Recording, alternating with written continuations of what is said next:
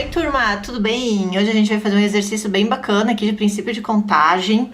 E ele fala o seguinte, ó: quantos números pares de 3 algarismos distintos podemos montar com os números 0, 1, 2, 3 e 4? Pessoal, lembrando que se eu falo de números com algarismos distintos, se eu usar 0, 21, isso significa 21.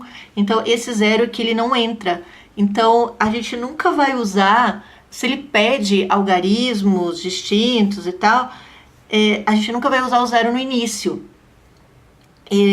Então, já para o primeiro caso, eu já não vou contar com o 0 como uma primeira possibilidade.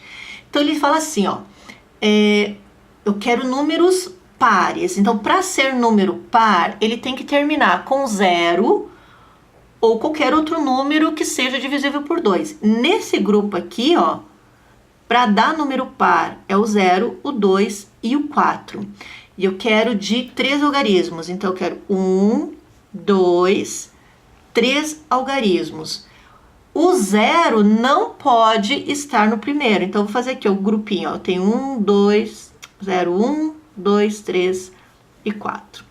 Tá? Esse é o grupinho de números que eu tenho para montar esse primeiro par aqui. Eu já sei que o 0 não pode estar no início, mas ele pode estar no meio e ele pode estar no final. Se ele não pode ser no início, quantos sobram? Eu tenho 5 no total. O 0 eu não posso usar, o 0 não posso usar. Sobram quantos? 4 números no primeiro. Bom, vamos supor que eu usei o número 1, ok? No segundo número, tanto faz qual é o número que eu uso, desde que eu tenha 0 no final. Vou pegar o primeiro aqui divisível por 2. Primeiro caso, eu vou botar 0 no final. Se eu vou botar 0 no final, então eu já usei ele. Quantos números sobraram aqui para o meio? Opa, eu vou botar esse 0 aqui em cima, né? Usei ele aqui em cima. Quantos números sobraram aqui no meio? Sobraram 3. Se sobraram 3 números, aí eu já usei, tem que ser o 0 aqui no final, eu não tenho outra possibilidade que não o 0. Então, eu só tenho uma possibilidade aqui. Por quê? Porque eu quero o 0 no final para ter um número que seja par. E da primeira relação dos pares, o primeiro valor é o 0. Então, o 0 é minha única possibilidade no final. Ele não pode estar no início, então eu não tenho 5 números, eu só tenho 4. Se eu já tirei daqui o 0 e o 1, que foi o primeiro, me sobraram 3 aqui. Aí eu tenho quem? 4 vezes 3 vezes 1 igual a 12 possibilidades para esse primeiro arranjo aqui com o 0, dando um número par. O segundo caso, para eu ter um número par, são os números sem o 0 no final, mas que são divisíveis por 2. Então, me sobra o 2 e me sobra o 4. Então, eu quero 3 de novo. No final, pode ser 2 e pode ser o 4. No início, não pode ser 0. Então, se não pode ser 0, pode ser quem?